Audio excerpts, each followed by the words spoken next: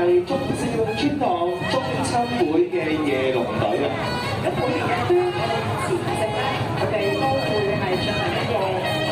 遊嘅程序啊。咁當中嘅成員咧會係包括啦，喺呢個公路嘅帶隊行遊夜龍嘅活動。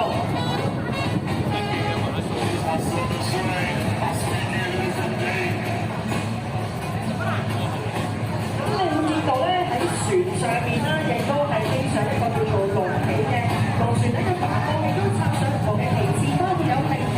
青道旗、綠旗、飛虎旗同埋八足旗嘅。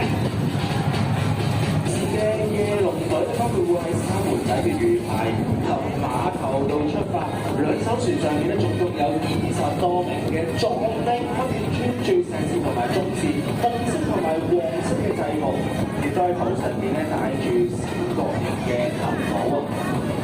身穿黃色戰衣，就係中視詠春堂中親會嘅夜龍隊啊！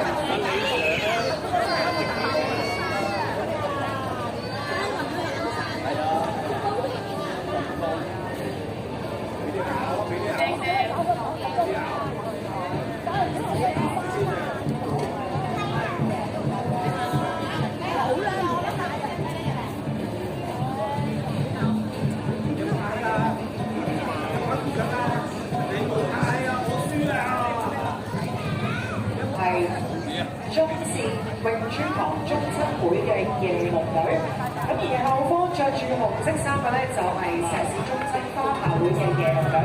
都可以留意一下咧佢哋嘅龍舟上面一啲好有特色嘅裝飾啊！咁你會見到咧花手咧佢哋係會帶住3個粉飾去到呢個龍舟前頭，咁我哋其實咧喺尋晚咧亦都係已經完成咗遊夜龍嘅程序啦。其實咧佢哋嘅遊夜龍嘅程序咧都有一啲好特定嘅儀式，佢哋咧會先喺神壇面前咧進行一個叫福杯嘅儀式，而到去進行究竟幾時去採青咧，幾時去出發嘅喎。